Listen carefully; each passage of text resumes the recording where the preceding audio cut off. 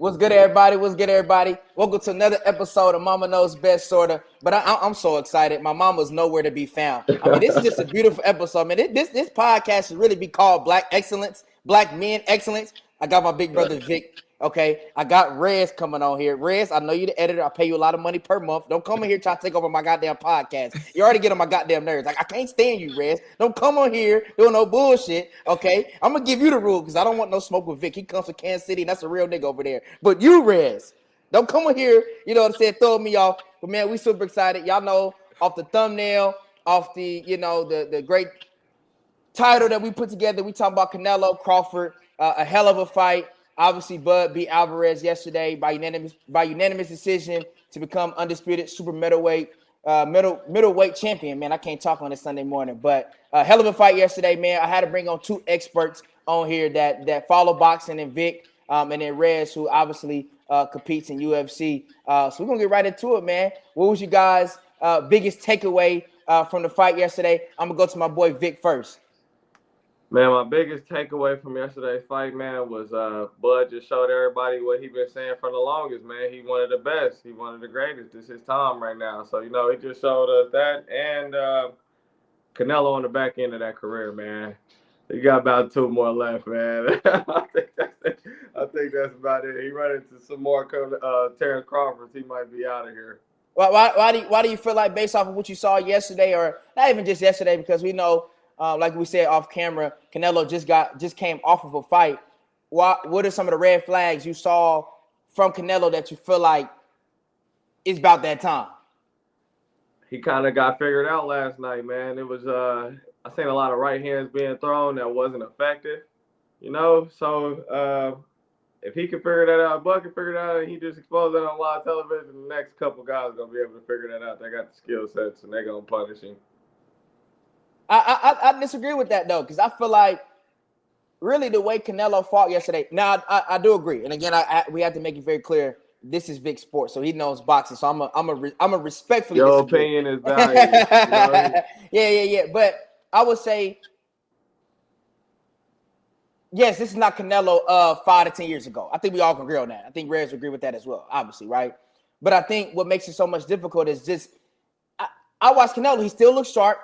He still was landing and landing punches in some ways, right? Right, especially the power punch. I feel like he had an edge on that as far as connecting, based off of numbers we saw from yesterday. But I think it's the style of fighter that Terrence Crawford is that makes it so much difficult. Because the way I saw Canelo, yesterday, I don't really see no fighter in that weight class. Or maybe if people wanted to make maybe not as steep of a jump that Crawford made as far as weight classes, I don't see a fighter out there that can even mess with Canelo. Like I'm not if your last name ain't Crawford and first name Terrence or Bud, I don't see a nigga that would have beat Canelo last night. You know what I'm saying? I think that maybe that's my answer to the question as far as the biggest takeaway. The biggest takeaway is Bud Crawford basically proved yesterday that he's by far the greatest of our generation, right? Like he earned that yesterday with that fight. We won't get Vic to come back on here. I think he has some technical difficulties, but that's what he proved yesterday, right? Rez, go ahead and give your takeaway based off what I'm saying. If I'm disagreeing, let me know. Nah, I agree. I agree with that strongly. I'm back. Yeah. Got you, brother. I just think that Bud just definitely showed that there's levels to this. It showed that he, like you said, he's the GOAT of this era. Max Kellerman asked him that as well. Like, I think he just showed that he's able to prepare, put a game plan together, and that he's able to beat every fighter that is put in front of him. You know what I mean? No matter what they've been able to do past 15, 20 years, whatever. I just think he was able to show that, like you said, he is exactly who he said he was. And he's just able to compete at the highest level and like I said, put a game plan together, come out there and demand respect, especially in the ring, and then get it from the best. Like, I don't know. Yeah. What's that? And I love your response. I love what Vic was saying earlier, talking about the game plan, right? Because I want to get more to the meat and potatoes of the fight. The game plan that we saw yesterday from Crawford, he stayed in southpaw all 12 rounds. Yeah. How difficult for you guys, right? How difficult, and I'll go to Vic, and I want you, Rez, to answer after that. How difficult for a Canelo or any fighter to deal with someone that's not switching and stays in southpaw, or maybe why did Crawford decide to stay in southpaw for 12 rounds and not switch? I know it was a two-part question or whatever. You want to take one or two? Go ahead. Sheesh. Crawford last night, man. Him being in Southpaw last night, he already got the advantage because Southpaws already get an advantage while you fighting against an orthodox fighter anyway. And so him being a switch hitter, it just give him times two. I mean, sure, that's the highest he could get. You know, ain't a lot of people beating a switch hitter that's on that type of level as Crawford. Right. It's not a lot of people that do that. So, Rez? Yeah, like Vic said, an orthodox fighter like Canelo, like fighting somebody who's a southpaw, it brings a lot of different like issues, and he was able to just stay in that stance and be successful early. So him doing that just made it harder, and it made it What just a was the longer success fight. early? Give somebody, dumb it down for someone that's listening to this that may not understand that. What was he doing early? Was it the jab that Crawford was throwing early that allowed him to get the success early, keeping Canelo off of kind of just mowing him down? Yeah, he pretty much was outboxing him, and like he was just putting up more points. Like he was touching him more. He was moving around more. Canelo was trying to cut off the ring a lot. Yep. I seen, especially early, the whole fight, but especially early, just because you got to go out there in the search of dominance. Yep. He was just trying to cut off the ring, and Crawford just was moving laterally. He just kept moving around. He Right. wasn't staying as a still target, and Yep. yeah, he was just outboxing him, just putting up more 100%. points, scoring points, and you know what I mean, landing more shots, landing the more damaging shots, and just executing. Like, Right. Yeah. No. 100%. And I think so. To move on, because I love, like I said, I love getting to the meat and potatoes of the fight. That's all we want to do. We want to do that. We're doing a great job of that. I love what you're saying, Rez. Going to the next question, right? What Crawford did, being undisputed in 3 different weight classes. That's crazy. it's That's insane. that like no other boxer. Think about that. All the boxers that we know, even if you want to say the Alis, the Frazier's, the Money Mayweathers, and Manny Pacquiao's, undisputed in 3 different weight classes is insane, right? So we know off of that, like that. What does that mean for his legacy, right? To be undisputed in 3 different weight classes, Rez. That means everything. I mean, for him to be undisputed in 140, 147, and now 168, that like cements GOAT status. And I think, with a lot of these other guys, there's nostalgia. There's but Ali back in the, back then, and then there's Mike Tyson back then. Like a lot of people get into all of this, all these like theatrics and but this documentary, and I feel this way, and I grew up watching this, but like to me, like when you're doing what you're doing, you're undefeated, you're beating the best, and then you come out there, you jump up 3 weight classes, and you become undisputed.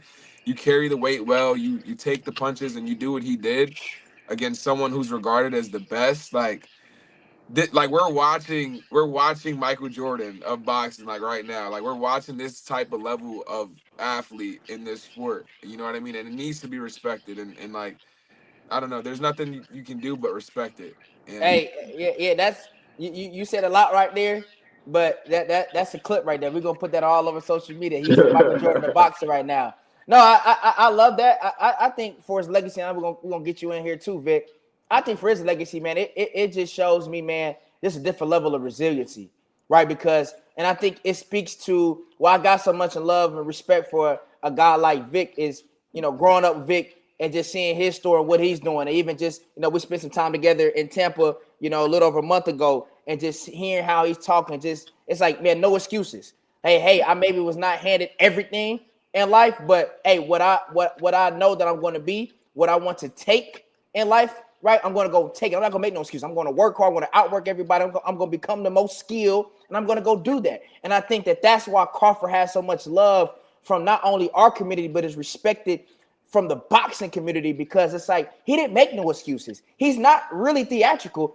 He's really not even disrespectful. Like sometimes in the press conferences, like it's kind of cringy hearing him trash talk, because it's like, bro, that's not really you, bro. You're really just a cool, bro. Like you're really just a cool nigga, bro. Yeah. Like he really only got on timing one time with the Spence thing, because I feel like, you know, Spence fans getting kind of a little disrespectful, and they just had to remind niggas like, hey, bro, like, keep this between, you know, us. You heard what he said? He the buckle. He said, Yeah.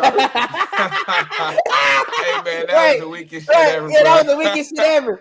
But I feel like, and I'll wrap it up. I know I get long winded, but was like, man, I feel like it's like, bro, like, it's just run your own race. Yeah. And understand your journey, because the boxing community, or the structure, however it's structured, which is obviously an issue, tried to keep him out from even having that moment.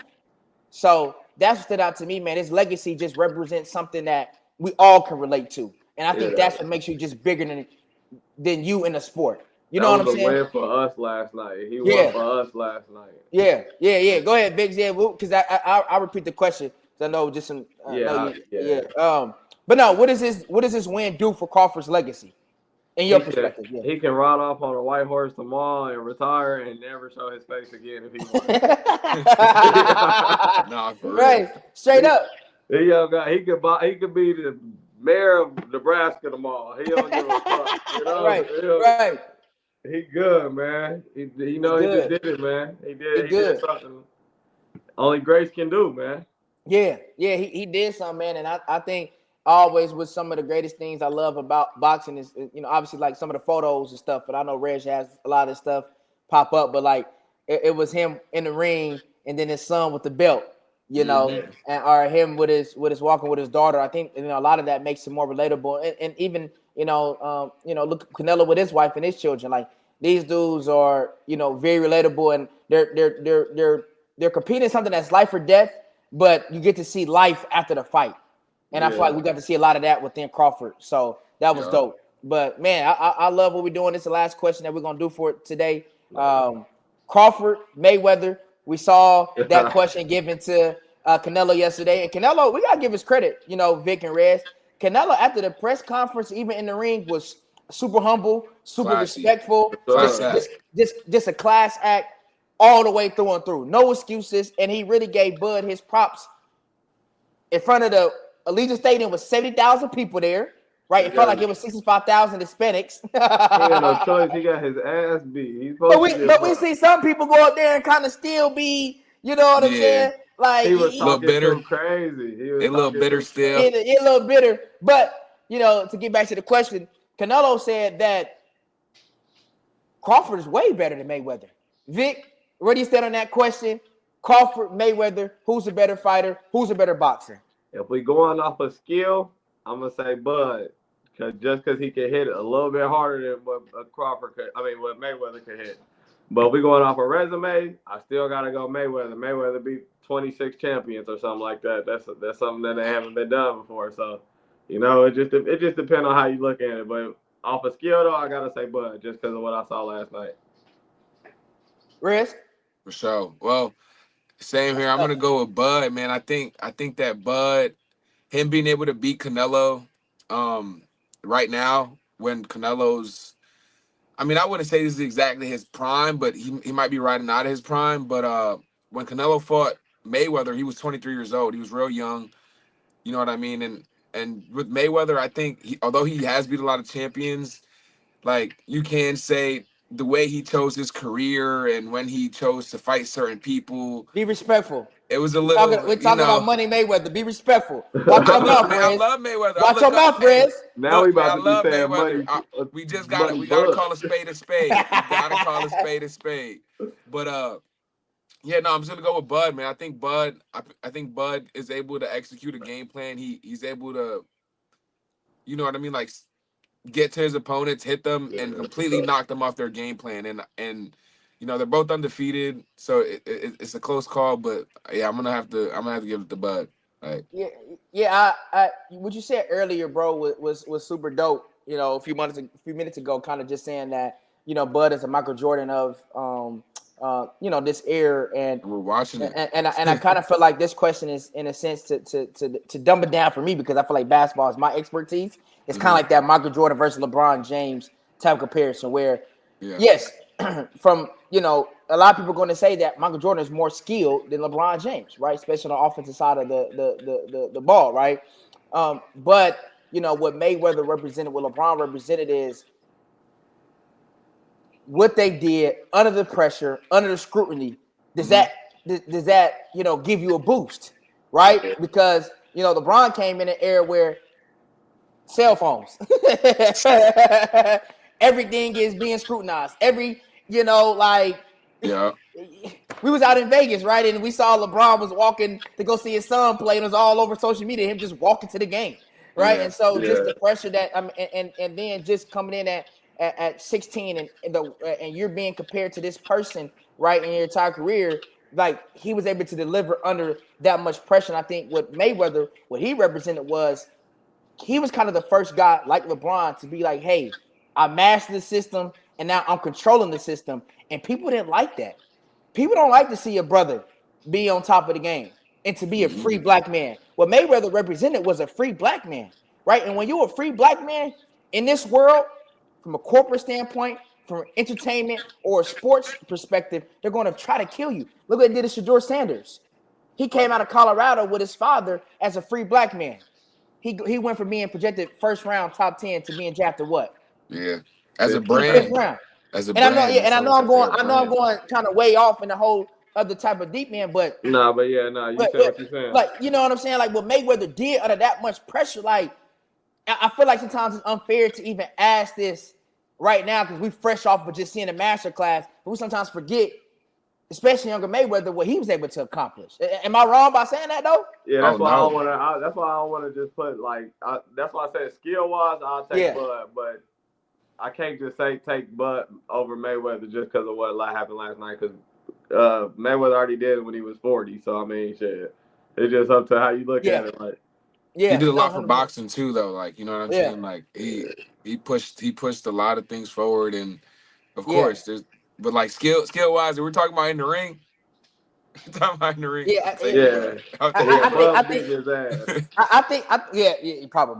think the catastrophic. I'm playing devil's advocate, but it is hard after seeing what you saw last night.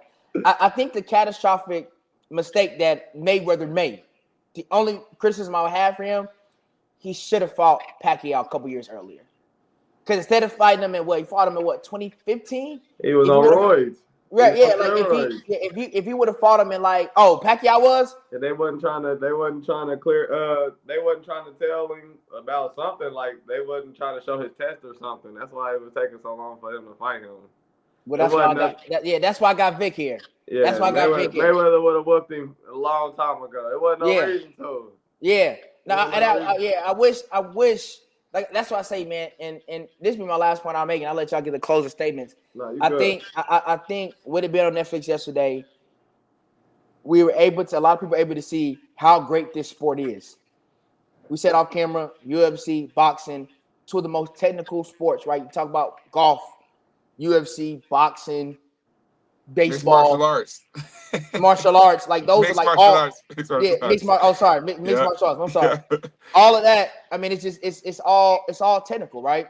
Yeah. But because the sport has been corrupted, we could have saw Pacquiao and Mayweather 5 years before it should have happened. They should have fought in their prime. We would have had no questions. And I think this is probably the most clean fight that you were able to get, where it was like no fighters went into it, really no excuses. Like you can't.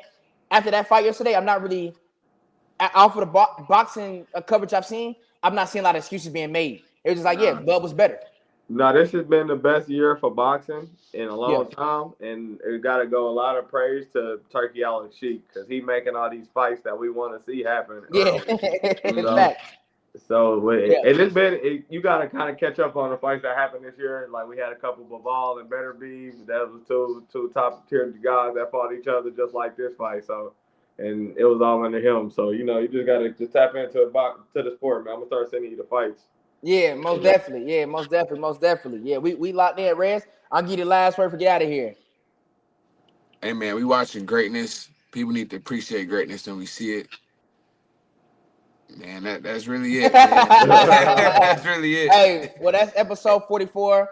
We appreciate y'all coming on, man. Phenomenal episode. We're gonna try to get some more of these big time matchups, reviews in. We're gonna have Vic on next time, of course, Rez. And then shout out my boy Jerry. We gotta get my boy Jerry on here too, man. He out there doing some big things in Kansas City with his boxing. So we gotta get my big brother on as well, man. But hey, we out of here. No mama, we gone. No problem.